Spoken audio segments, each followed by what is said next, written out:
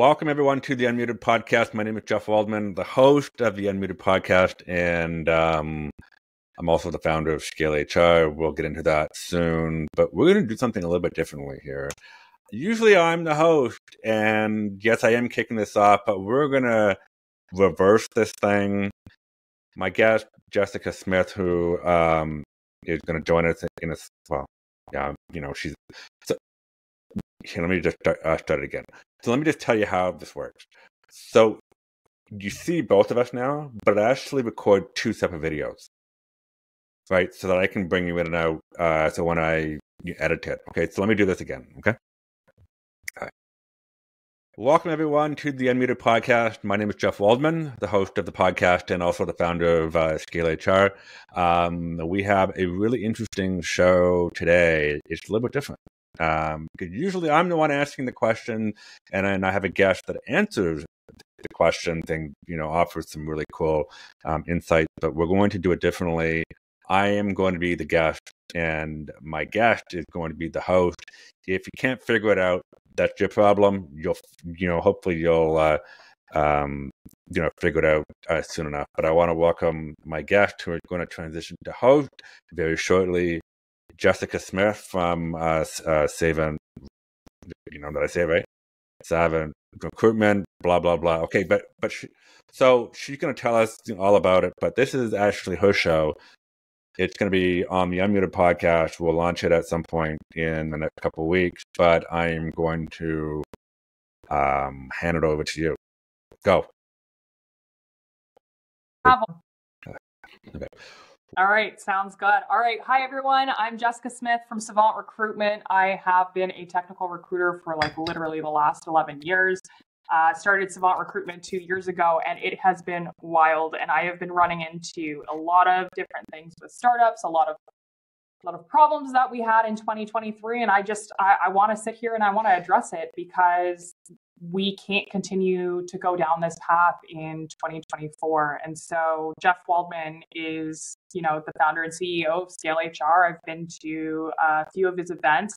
He hosts them within the HR community. They are awesome. And I made Jeff a partner, because the problems that I'm seeing in the startup community with leadership teams and the amount of leadership training that needs to happen, this was a no-brainer for me. And so for me, I wanted to sit Jeff down, because he's been really working on his business and making numerous changes to really make Scale HR what it is today. Not only does he have huge reach in the tech community, but it's this is probably our number one problem right now that we're facing, and Jeff is really going in and diving head on to really solve this problem. So again, no brainer for me bringing him into my business. Wanted to chat about a couple things that startups are dealing with, and just basically take it from there and talk to Jeff about how he's addressing some of these issues and what Scale HR is doing, and how a partnership, not only with Savant Recruitment, but how having him come into your business to make sure that you scale it properly makes sense. So, Jeff, first question. A lot of what I saw last year dealt with a lot of different people. You're always going to deal with different people on leadership teams. But some of the problems that we saw in 2023, I wanted to address, the talented jerk. And I wanted to know how you've dealt with that. Talented jerk. How much time do you have? I got all day. I don't know how much you got all day. Well, I don't. But I think this is such a pressing issue. Here, I hear about it from engineering teams as well. We don't want a talented jerk. We don't want a talented jerk. It's we want to hire the right people, and we have whether it's happening on leadership teams where leaders aren't coming in, they're being held accountable, or they're not being held accountable, or just specific things are going on that are causing their talent to leave, and they're going to hemorrhage money. And it's just I'm just like, oh my gosh, this needs to be solved. So yeah, let's talk about it. Yeah, it's a complicated problem. I mean, I've been through it many times in my career, obviously. And the reason why I bet it's complicated is because, obviously small companies are small companies. They're very volatile. They are very sensitive to different shocks that they face on a day-to-day basis. And what tends to happen is that when you have someone who is, technically brilliant, and, either has institutional knowledge that they can't, transfer to others, or that person, holds the cards or holds certain keys to the organization in terms of IP, product, whatever it might be. It's really difficult to overlook some of those things that make this person a absolute jerk. Mm-hmm. And I've seen it over and over again.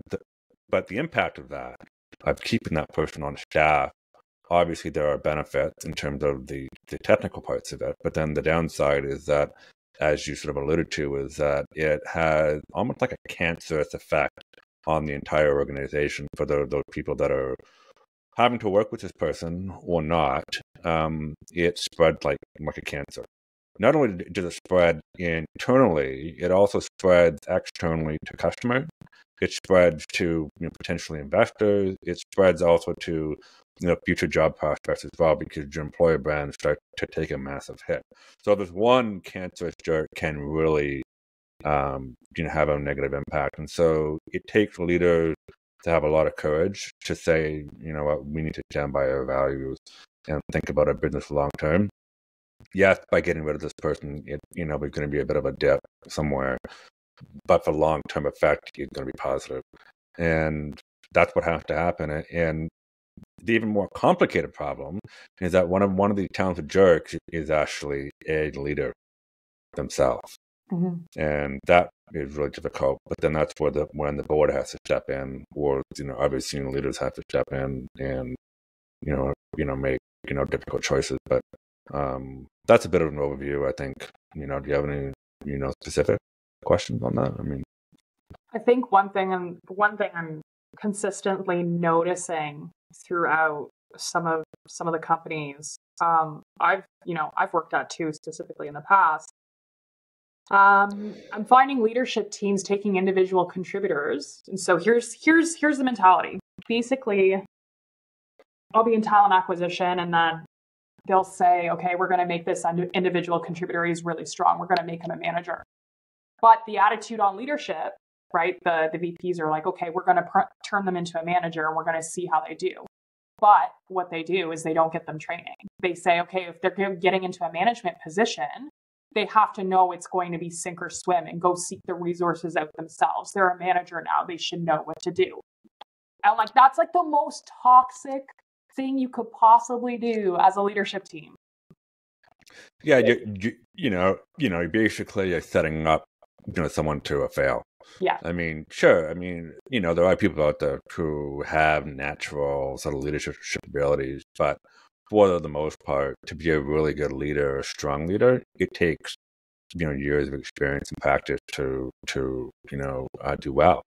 It's not something that actually happens overnight, and especially with I see in my work working with small mid-sized tech companies is that, generally speaking, if you were to rate the entire ecosystem on their leadership capabilities, I don't think I'd give them more than a 4. Mm-hmm. And maybe it's a 3, maybe it's a 5. I mean, who knows, right? So that means that there's a lot of people that are really at the starting point of their journey. Now, here's the thing: those people that are at the starting place, that are self-aware and actually understand that they are at square one and want to learn, want to do better, those are the good ones, right? Those are the ones that you can work with.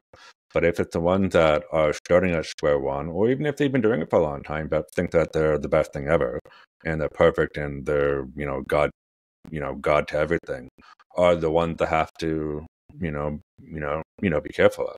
Mm-hmm. I mean, those are the ones that you simply can't even work with. Yeah. I mean, it's not right. So, but having said that, I genuinely think that the majority of people want to do good. They just need help in actually getting there. And it's not just about training.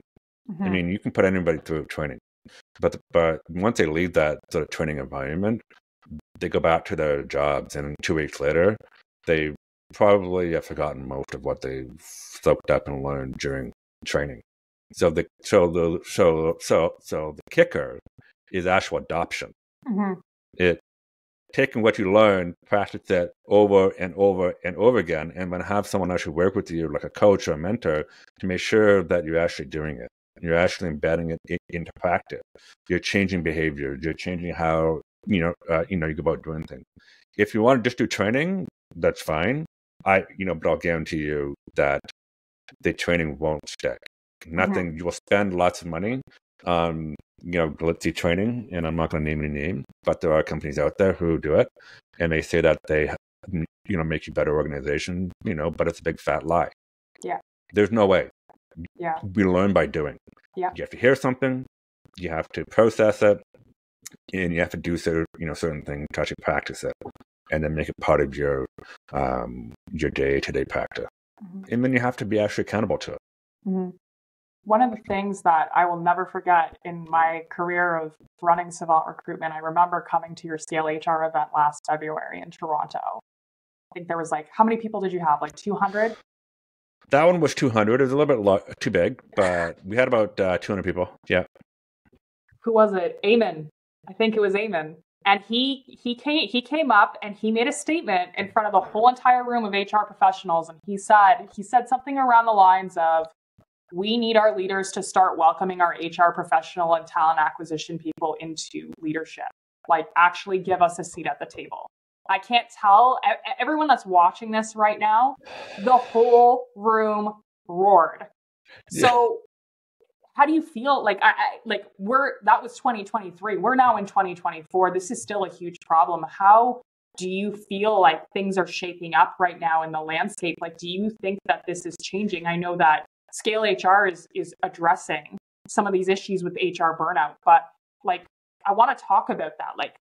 Where do you see 2024 going? Do you see this happening where leaders are going to start opening up and giving us a spot at the table? Yeah. I mean, I would say that for the most part, HR is there. The biggest problem is that, if you look at most HR practitioners and leaders, is that we don't really typically come from business backgrounds, and that's a problem. And I've seen that shifted and changed, slightly. I came from a business background, and that was always my sort of key focus. And if you're going to be leading or working in a business function, you better know. You better understand business. And I think that's one of the reasons why there's always been an issue with the having HR having credibility when they're at that table, because they have to be able to talk to the sales leader, the finance leader, the marketing leader, the product leader, the engineering leader, and on and on. If they can't, then they don't belong, in that room. Yeah. They can be technically sound when it comes to HR, but if you don't understand the basics of business, then you have no right being there. Okay, that's the first thing. And so the expectation that they, should automatically be there is, complete bullshit. You need to own it.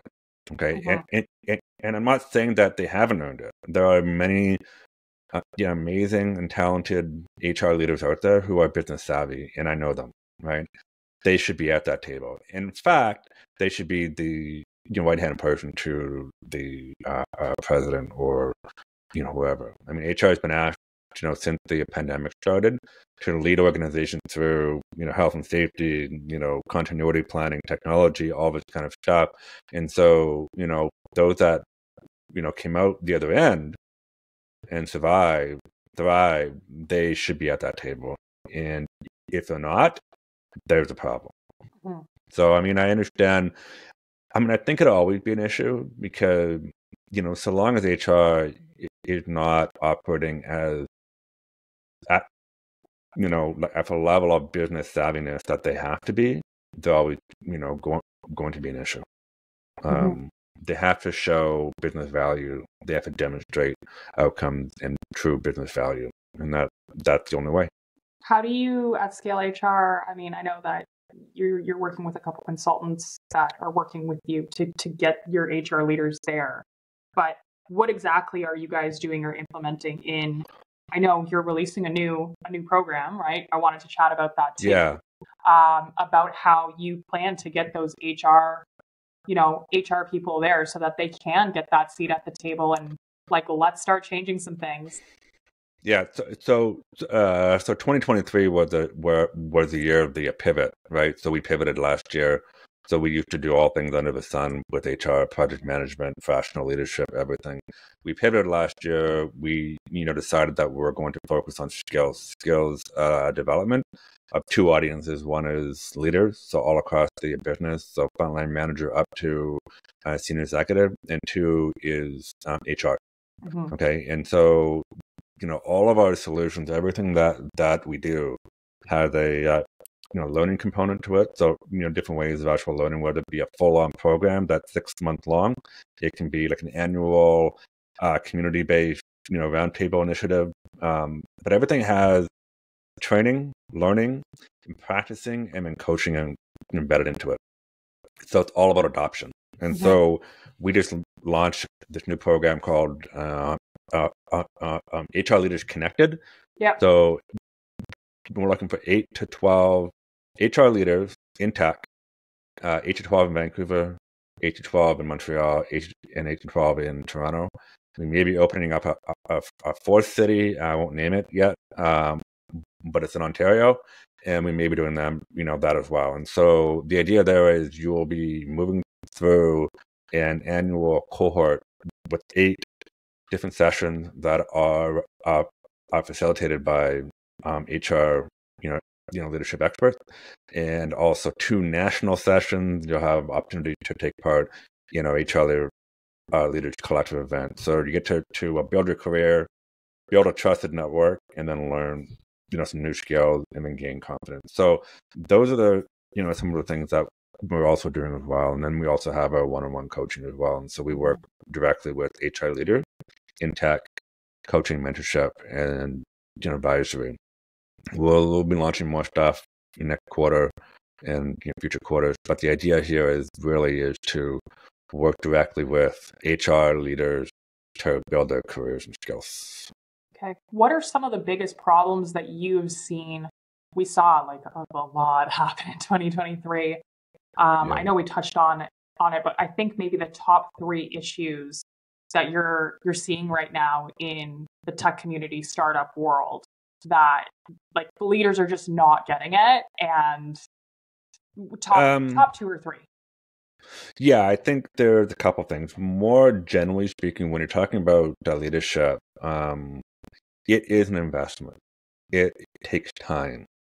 If organizations are thinking that it's sort of like an overnight, over the weekend, type of a transformation, that's not possible, right? So they have to bake into their day-to-day skill development. It's not a one-time thing. It's an ongoing thing. The pace of change is just too rampant.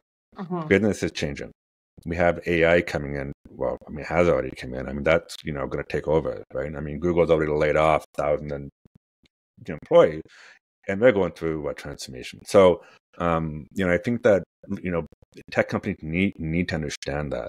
So when they're sort of working through their annual planning processes and strategies and skill development, have to be a huge part of that. And if it's not, they're going to fall, further behind. So that's the first thing. Second thing is that when it comes to hiring, especially when it comes to HR, so a lot of smaller tech companies tend to hire, very junior HR leaders, and there's nothing wrong with that. There's absolutely nothing wrong with that, but you have to make sure that they have someone that can work with them, is a mentor to them, one-on-one, on an ongoing basis, because where are they going to get, support, development, mentorship from? You can't get it from the CFO. can't get it from head of marketing. And it needs to be a structured relationship. I've seen way too many, HR leaders that are burned out, floundering, and really are just running around, and they're doing certain things, but aren't really adding any huge business value. And so that's a huge problem, and that needs, to be addressed. Mm-hmm. How do we, I guess, measure success? I mean, when it comes to doing the work that you're doing, I know everyone operates at a different pace, and it could take 3 months, it could take 6 months, it could take a year to ramp someone up. How do you know, if I came to you and I had an employee, like I'm at the point, do we let them go or do we invest in the training? How should I look at situations like that? Right. And obviously you're probably dealing with that right now, is you have leaders coming to you probably questioning, should I let this person go, or is this worth the investment? Should I keep them here and continue to invest? Can we change their mindset? That's a really complicated question. I mean, you are dealing with, performance management type issues. And, obviously every situation is different, but I think, we tend to, as a human race, just humans in generally speaking, tend to, jump the gun a little bit. Yeah. We spend so much money in hiring and training people, and then we are so quick to say that, this isn't working out. And so, obviously it's just like a series of questions really, that I ask people, and I say, well, have you, communicated with this person? Does this person need extra training? All this kind of stuff. I mean, they need to understand, the full picture. It's much easier to, just to fire someone and then just hire someone new. That's way easier. But it's costly for the business and for continuity perspective, for productivity, and, everything. So I think really, it starts with the conversation. And yeah, if it's a true, intelligent jerk that, that person can't be worked with, then fire them. Let them go. But if they're genuinely wanting to make a difference, and they're fully, understanding that there's a problem, then you can work with that, right? And if you try to develop them, maybe they're in the wrong job. I don't know. There's lots of things. Oftentimes when companies put people in managerial positions and they've never managed anyone before, well, I know exactly what the problem is. Just to expect that person to come out of the gate, soaring on all cylinders, firing on all cylinders is a bit, unrealistic. That's not even possible.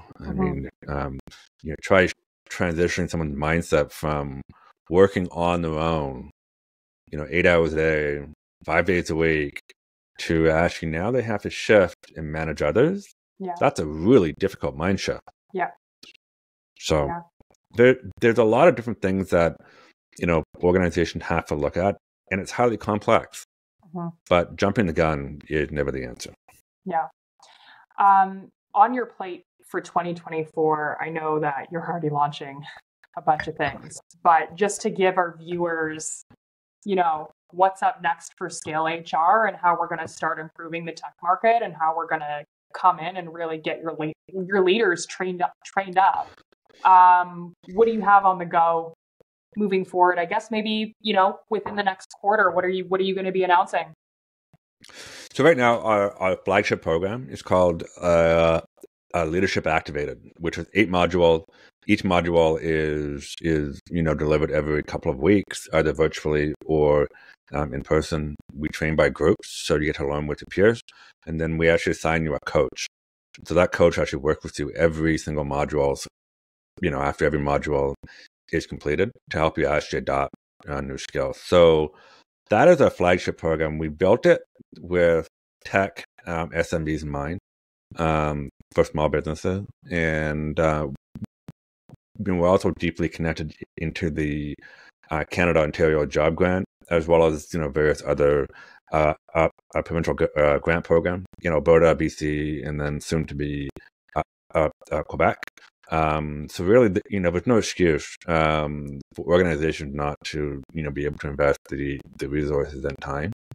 It is a long-term journey, right? So that's our huge push, for this year. As I mentioned, we just launched HR Leaders Connected. That is for HR leaders in tech, and you have to be leading, the HR function for your organization. And so we are looking for people in Vancouver, Toronto, Montreal. And really that is a huge program to build career, build confidence, build a trusted network of peers, and just to have the, ability to learn. Upcoming programs that we're launching, one is going to be managing people with disabilities. That's going to be coming out this year, as well as inclusive leadership. And we are working on another one that is going to be about, leading a multicultural team. So the big trend over the last few years, obviously, is just hiring people all over the world. And say you're a 60-person company with the lion's share of your employees here in Canada, you may have a couple in Colombia, a couple overseas in Asia, a couple here, a couple there. And so how do you engage all of those people in a virtual world across time zone? So we'll be coming up with more, training around that as well. And we're also relaunching our learning community, online learning community that I've called Grow. So we launched it quietly last summer, but we'll be revamping it, relaunching it by April 1st. And we have over 250 members in the community right now. And our goal is to double that. So lots going on right now. How long have you been doing this for? I just want to set the stage. What, HR? How long have you been doing Scale HR for? Oh my God, I really want to know. Yeah, I do. I started my career in June of 2000. Yeah. Okay. 24 years. Yeah. And how many people, how many startups would you say that you've helped throughout that time? Like, I want a number. Well, I haven't always worked with small companies, but in the last 15 years, I probably touched, worked with, advised, probably 100, maybe close to 100, maybe not quite. But mostly in the tech industry, nonprofit, marketing services, and so on. But I think, small companies are the lifeblood of our, business community. And quite frankly, they employ millions of people, and they take on a lot of risk. Yeah. And they're always moving and shifting and tweaking their strategies and making really difficult choices. And I think that is truly exciting. Technology is a huge part of that. And but at the same time, we're still running company, organization. Yeah. They need to be run properly. Yeah. And they need to do it with empathy and treating people right. So I mean, it's I think it's sort of a lifelong journey for me. And I think 2023 was the year of the pivot and survival. This year is the year of hope. Yep. You know what I mean? So I feel hopeful. I hear that.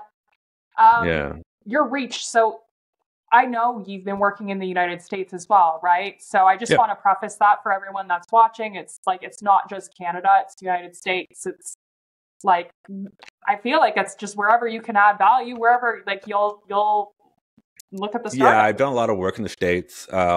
Although last year when I pivoted Scale HR, the focus was on Canada first. Yeah. And then I think at some point we'll then sort of refocus our energies on other markets as well, whether it be, the US, Europe and, Australasia, which I've been working on a couple of opportunities in, the Middle East. And then Australia as well. Those are always, it's always kind of exciting to sort of, venture into new markets. I mean, companies are companies, they're all made up of people. What's different about them is, some of the standards and sort of cultural norms. But that's what, makes it exciting. Yeah. Yeah. For all our viewers that are watching right now, like, again, I want to say this, like, I can't do the work that I do in talent acquisition and recruitment if I didn't have people like Jeff, not only cheerleading my company, but also doing the work that he does in the HR space. Like, it is so needed.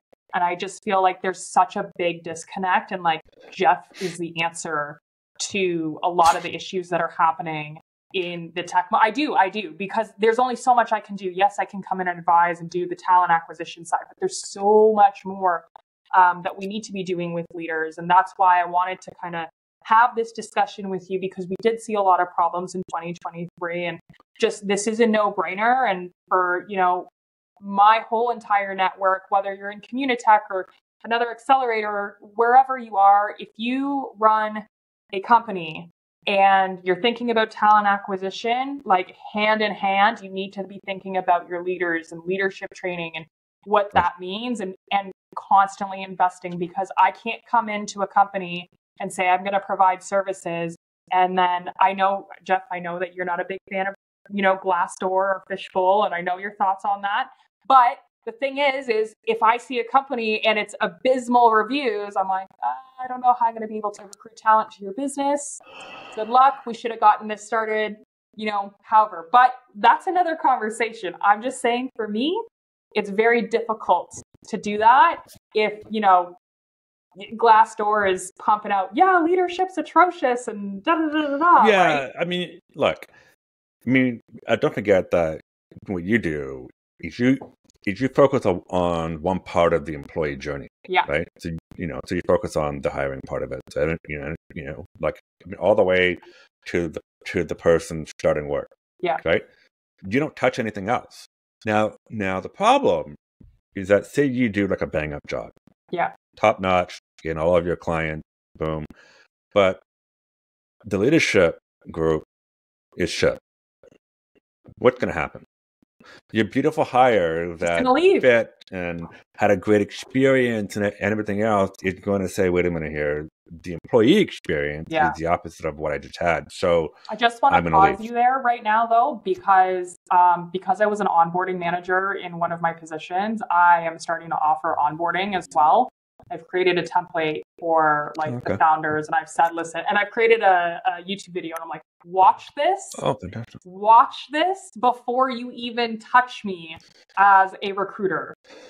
The first 30 to 90 days are obviously integral, but what happens after that, I can't, I want you to keep your hire, right? Onboarding is just only one component of it. I want them to keep it, but yeah, again. You're absolutely correct. And so that's why, HR is so broad and so important. But I also think too that there are so many amazing HR leaders out there that are, working in tech. And so I know most of them. And then, the reason for that is because, it really does take a full community to really make change or to do good work. And so that's why I have all of my events, that I run. And so I have a rule that every event that I run has brand new speakers, right? Mm-hmm. So I don't normally bring back these same speakers twice. So, and the reason for that is because it's really important, to hear from different voices and, different opinions and perspectives. And so, I think, but I really believe that in order for an organization to really progress and grow, it's not just about talking about something. They have to actually do it, practice it, change their behavior, adopt it, all those types of things. And I think for most people who know me, I always talk about adoption. It's about adopting new ways of doing things, new skills, new thinking, all of that kind of stuff. If you're talking about it is a starting point, but the hard work is really to make it happen. Mm-hmm. And so that needs to be a heavy focus in, basically everything you do. The best people at it right now are engineers. Yeah. Software, developers. They're always constantly building their skills. We have to take that kind of mindset and that approach to other parts of the business too. Yeah, always be testing. And that's something that I tell, the companies that I work with too, is that I had to take that approach as well when I started my business. And yeah, it's just the always be testing mindset. With that, I know it's 35 minutes in here, but I would like to, I know we've been talking for a long time. I would like to. I can go on for another half hour. Yeah, no, it's fun. It's fun. We could talk about this all day. I just want to preface, when Jeff holds an event, it's sold out. So for anyone, very, very popular events because he's coming in, adding a lot of value, and we're touching on very serious issues that are happening right across. So it's just like we're having real and honest conversations about what's going on in this space and how we need to tackle it and address it and provide a solution. So, on that note, I just want to say, so I'm running 6 social HR camp events this year. There might be a 7th. Mm-hmm. And what's been interesting about the first 4 of them is that I always reach out to, the local community, just ask them, what do you want to see? And overwhelmingly, it's all been about AI, like AI adoption. Like, how do I make sure that I'm ready for that? Mm-hmm. How do I make sure that my company, can transform itself and actually adopt AI? Yeah. How do I use AI for hiring? How do I use AI for this and that? So that's going to be a huge theme. And so we're running our first Canadian one in Ottawa on May 9th. And then a week later, I'll be in Austin, Texas. And then Toronto with June 20th. And then I'll be in Montreal and Vancouver later this year. So I really believe that this is going to be the year of, generative AI, AI adoption, and just trying to figure that out. And it's much more than just, chat, GPT or Google Bard or whatever the other ones are. That's just the tip of the iceberg. Yeah, we're completely backed by AI as well. So it's just, the stat that we had from, I think, October 2023, I pulled it from one of the major news articles here in Canada that we're sitting at a 4% adoption rate just in Canada alone. But then someone else recently in the AI network told me it was sitting at 26, which is still very, very, very low. And I'm sitting here kind of like, I feel like we could be a little bit better on this trend. And now today I saw come up on LinkedIn that Canada's finally formed a partnership with NVIDIA. So I'm like, okay, it's about time, right? So I'm excited to see what happens and how Canada can start pushing AI forward. We really need this. And I just hope that people start adopting it, but like ethically, obviously. It needs to be ethical AI. Well, that's a really difficult thing, because obviously it's up to the solution platform, to make sure that it's ethical. Yeah. The common user doesn't have the ability to, assess whether or not it's actually ethical or not, or if it's inclusive of, all of these types of things. So it's a real challenge. But I think, like I said many years ago with technology, if you're not taking a chance and actually jumping into the game, then you will be left behind. And so I think you need to have some faith and just sort of go all in. And but I think the hard part now is that most companies are using a whole bunch of different tools, right? For HR, for TA, whatever. And how do those platforms, are they evolving to actually accept and to integrate AI, or do you have to shift, your whole HR tech stack? How do you do that? There's a lot of questions. So I think it's difficult, but we're going to be tackling it head on. And for sure. Okay. Well, Jeff, thank you so much for taking the time to meet with me today, have a discussion, talk about, our partnership and kind of what you're doing here, because what you're doing is so, so, so important. I cannot stress that. And I wanted to make sure that like your voice was heard, obviously, and just everyone, we need to be talking to Jeff. We need to be talking to him. So, yeah. I totally agree with you. Yeah. But, thank you for, offering this sort of concept up. So, I'm Jeff. I'm actually the host of this podcast, Unmuted, but today we did a little bit of a sort of a, 180. So, Jessica, became the host. I became the guest, but we are going to share this on our YouTube channels at some point. So this is all about, what was the title again? The podcast? We have to make one up. We have to make one up, but you know what? It's okay. Hey, if you guys got value from this, then that's all that matters, right? So we touched on different topics, but really it's about scale HR. It's about leadership. It's about, you know, how we're going to move forward in 2024 and build productive teams. This isn't just talent acquisition now. This is building out your leadership teams and how to make sure your company's set up for the next 10 years, next 20 years, 100%. Not the next 5 years if you're not adopting AI and all that stuff. So Jeff's a huge asset. He's a huge asset to any company, and that's it. That's all. Same to you. Pardon? Same to you. Yeah. Well, I am too, but this is about you. This is about you, right? This is why we're partnered. I'm here to shine the spotlight here, and we got to just make sure that, you know, startups and tech companies are, you know, thinking about these things so that, everything's really going to be an investment, but I'd rather you invest money and be successful than hemorrhage money because you're losing talent in the States because you're not doing enough.